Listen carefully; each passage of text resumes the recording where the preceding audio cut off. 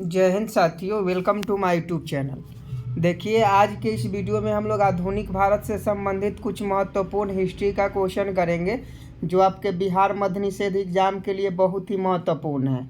और देखिए, लूसेंट और स्पीडी का 1000 जो MCQ क्वेश्चन है उसका पार्ट 1 यानी 500 क्वेश्चन हम करवा दिए हैं। 500 क्वेश्चन वाला वीडियो करवा दिए हैं। अगर आप उस क्लास को नहीं देखे हैं तो आप जाकर देख लीजिए। और पार्ट 2 बहुत जल्द कोशिश कर रहे हैं कि हम लाएँ और उसमें लगे हुए भी हैं और आप लोग का साथ चाहिए। और अगर भी आपका बिहार मध्य निषेध का एग्ज़ाम है 14 मई को, तो आप सभी जो है मन लगा के मेहनत कीजिए, आप सभी को सिलेक्शन ज़रूर मिलेगा। देखिए, आज का पहला क्वेश्चन है कि भारतीय सिविल सेवा के जन्मदाता कौन है। 1 नंबर प्रश्न का सही जवाब बताइएगा। हर प्रश्न के लिए आपको 5 सेकंड का समय मिलेगा, तो 5 सेकंड के भीतर सही जवाब दीजिएगा क्योंकि समय बहुत कम है। तो 1 नंबर प्रश्न का सही जवाब बताएं कि भारतीय सिविल सेवा के जन्मदाता कौन है। 1 नंबर प्रश्न का फटाफट सही जवाब बताएं, भारतीय सिविल सेवा के जन्मदाता कौन है। देखिए, अगर आप ऑप्शन सी लॉर्ड कॉर्नवालिस बता रहे हैं तो आपका बिल्कुल राइट आंसर है। भारतीय सिविल सेवा के जन्मदाता कौन है, लॉर्ड कॉर्नवालिस है।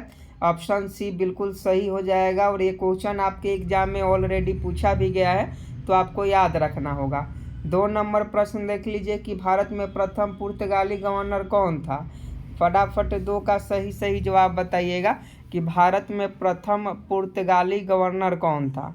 तो देखिए, 2 का अगर आप option C Francisco de Almeida बता रहे हैं तो आपका बिल्कुल करेक्ट है।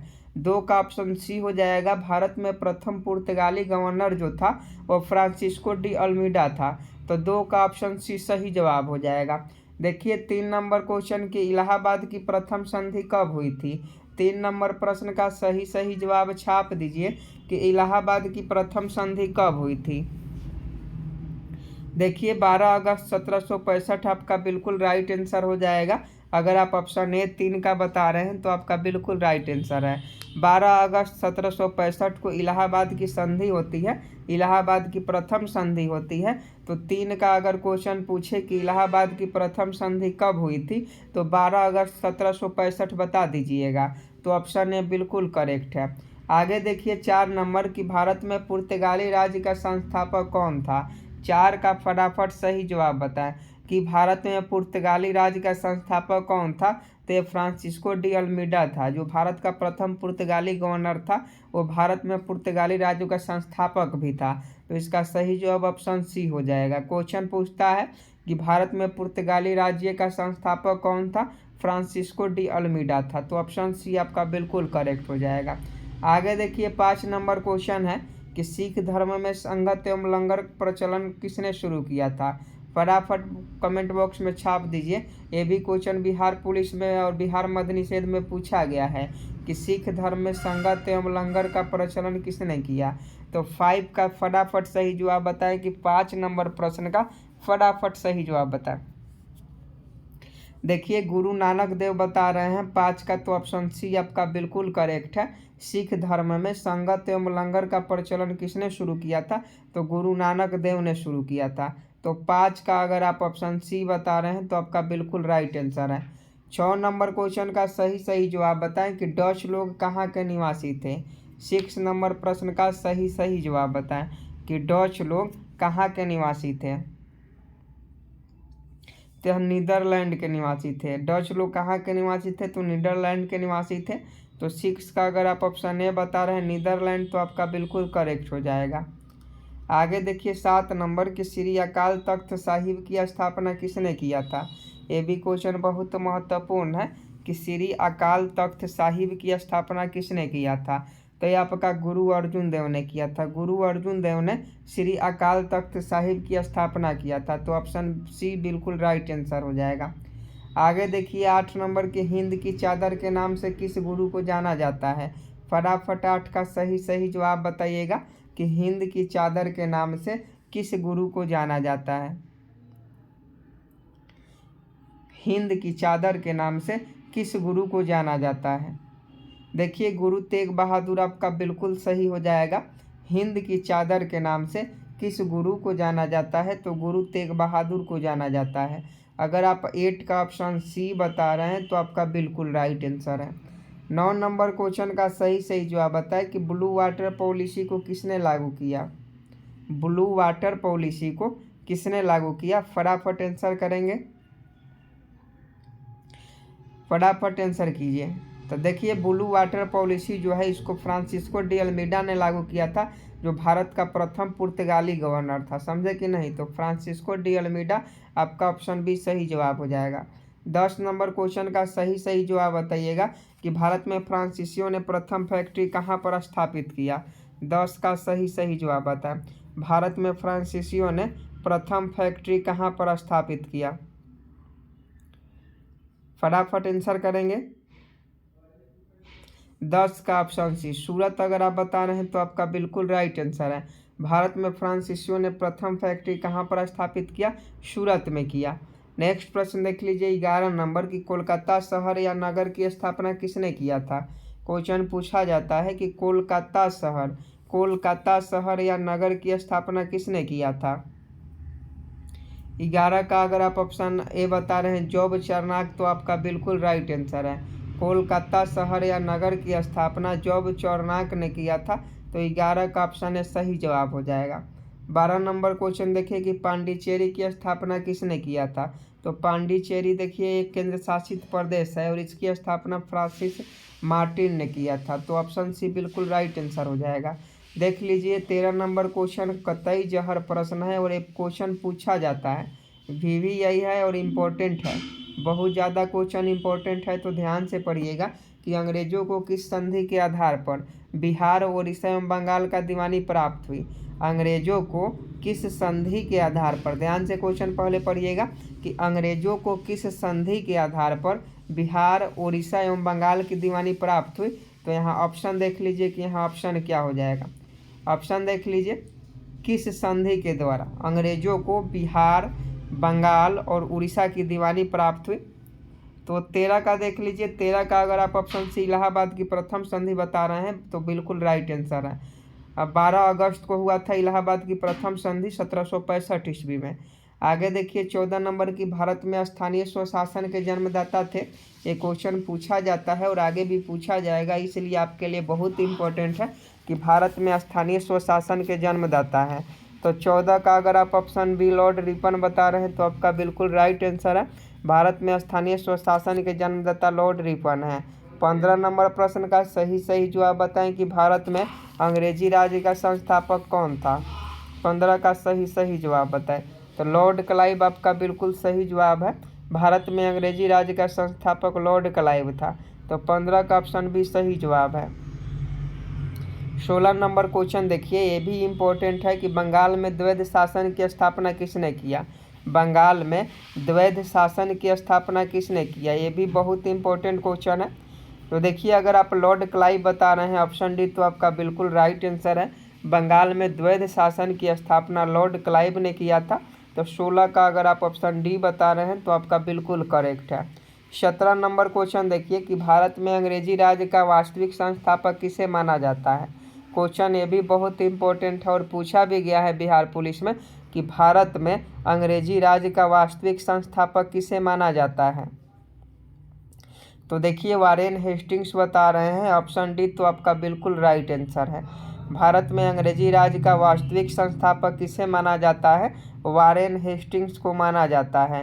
तो 17 का अगर आप ऑप्शन डी बता रहे हैं तो आपका बिल्कुल राइट आंसर है। 18 नंबर क्वेश्चन बहुत इंपॉर्टेंट है और छाप लीजिए कि भारत का प्रथम गवर्नर जनरल कौन था। बहुत सारे बच्चे इस प्रश्न में कन्फ्यूज रहते हैं, लेकिन आपको कन्फ्यूज नहीं होना है।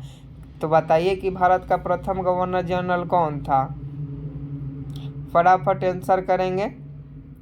देखिए लॉर्ड विलियम बेंटिक बता रहे हैं तो आपका बिल्कुल राइट आंसर है, लॉर्ड विलियम बेंटिक जो था भारत का प्रथम गवर्नर जनरल था। तो 18 का अगर आप ऑप्शन सी बता रहे हैं तो आपका बिल्कुल राइट है। अगला प्रश्न 19 नंबर देख लीजिए कि भारत का प्रथम वायसराय किसे बनाया गया। इससे भी क्वेश्चन बहुत इंपॉर्टेंट है, गवर्नर जनरल और वायसराय याद रखिएगा, क्वेश्चन एक न एक देखने को जरूर मिलेगा कि भारत का प्रथम वायसराय किसे बनाया गया। तो ये आपका लॉर्ड कैनिंग को बनाया गया, लॉर्ड कैनिंग को भारत का प्रथम वायसराय बनाया गया। तो लॉर्ड कैनिंग आपका बिल्कुल राइट आंसर है। 20 नंबर क्वेश्चन देखिए कि हम्मुराबी कहाँ का शासक था। हम्मुराबी हम्मुराबी कहाँ का शासक था? 20 नंबर प्रश्न का सही जवाब बता।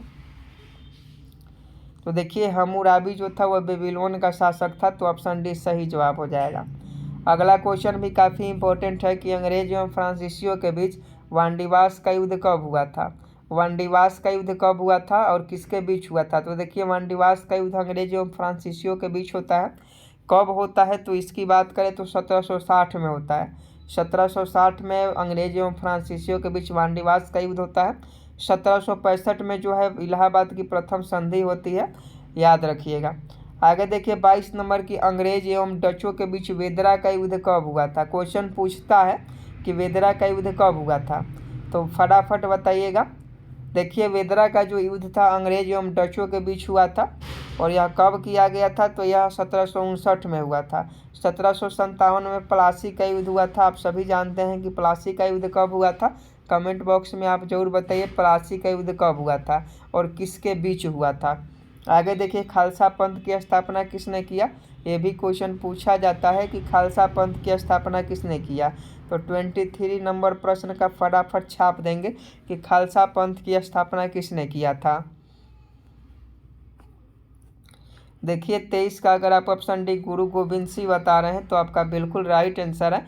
खालसा पंथ की स्थापना गुरु गोविंद सिंह के द्वारा किया गया था। बक्सर का युद्ध कब लड़ा गया था? ये भी क्वेश्चन काफ़ी महत्वपूर्ण है कि बक्सर का युद्ध कब लड़ा गया था।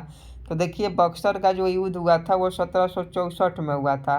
1764 में बक्सर का युद्ध होता है। 1765 में आपका इलाहाबाद की प्रथम संधि होती है। तो 1764 आपका ऑप्शन डी बिल्कुल करेक्ट है।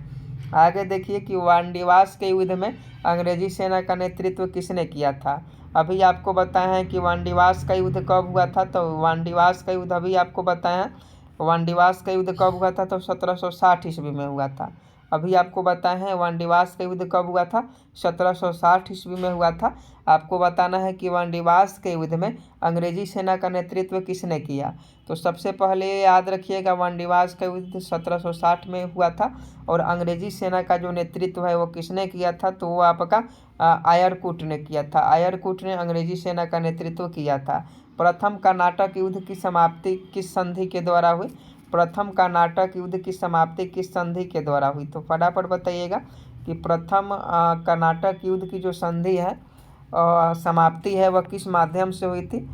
तो इसका सही जवाब आपका ऑप्शन है एक्स-लॉ-शापेल। एक्स-लॉ-शापेल के संधि के द्वारा प्रथम कर्नाटक युद्ध समाप्त हुआ था। 27 नंबर क्वेश्चन देखिए कि प्लासी के युद्ध में अंग्रेजी सेना का नेतृत्व किसने किया?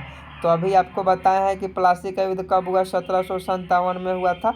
और प्लासी के युद्ध में अंग्रेजी सेना का नेतृत्व किसने किया? ये भी क्वेश्चन बहुत इंपॉर्टेंट है। तो 27 का अगर आप ऑप्शन सी रॉबर्ट क्लाइव बता रहे हैं तो आपका बिल्कुल राइट आंसर है। प्लासी के युद्ध में अंग्रेजी सेना का नेतृत्व किसने किया? रॉबर्ट क्लाइव ने किया था। आगे देखिए कि भारत में अस्थायी बंदोबस्त को सर्वप्रथम किसने लागू किया? कतई जहर प्रश्न है और बिहार पुलिस का तो फेवरेट क्वेश्चन है। तो याद रखिएगा ये बहुत बार पूछा गया है कि भारत में अस्थायी बंदोबस्त को सर्वप्रथम किसने लागू किया। तो ये लागू करने वाला जो व्यक्ति था वह कॉर्नवालिस था। लॉर्ड कॉर्नवालिस ने भारत में अस्थायी बंदोबस्त को सर्वप्रथम लागू किया। तो 28 का ऑप्शन है सही जवाब हो जाएगा। 29 नंबर क्वेश्चन देख लीजिए कि गुरु गोविंद सिंह का निधन कहाँ पर हुआ था? तो गुरु गोविंद सिंह का निधन जो है नांदेड़ में हुआ था। तो ऑप्शन डी बिल्कुल राइट आंसर हो जाएगा।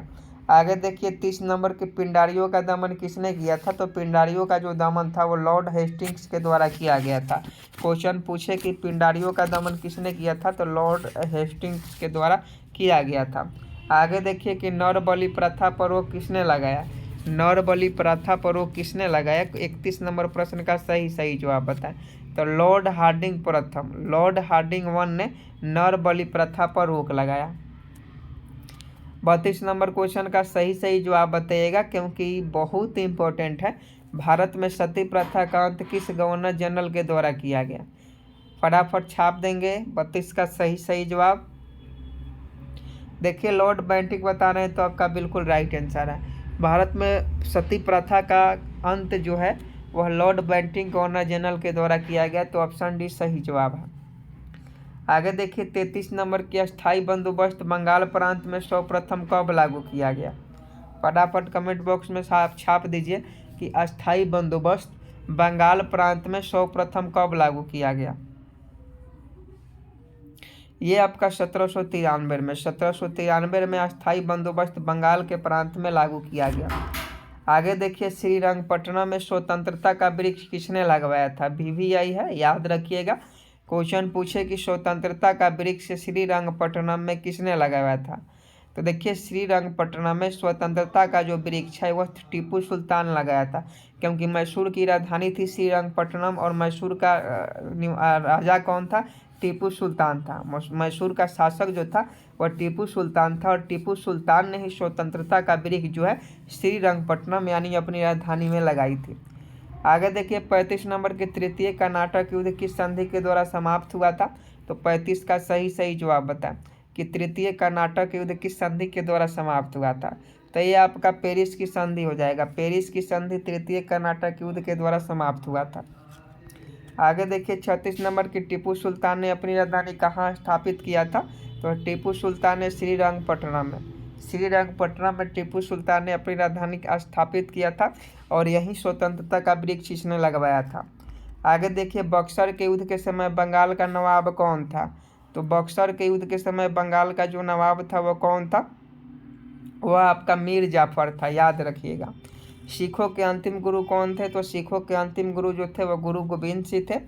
अगला क्वेश्चन का सही जवाब होमवर्क में देकर आइएगा कि बक्सर के युद्ध में अंग्रेज का सेनापति कौन था। यह होमवर्क का क्वेश्चन है, सभी लोग होमवर्क में इस प्रश्न को छाप देंगे। और आज का जो था हमारा आधुनिक भारत से संबंधित क्वेश्चन था और इसमें भी बहुत सारे क्वेश्चन जो थे इंपॉर्टेंट थे, क्योंकि टॉप सेलेक्टेड क्वेश्चन थे। और उम्मीद है कि मद्य निषेध का आपका एग्जाम होगा तो इस बार अच्छा प्रदर्शन कीजिएगा और पूरा विश्वास है कि आपका सिलेक्शन जरूर होगा। जय हिंद, जय भारत।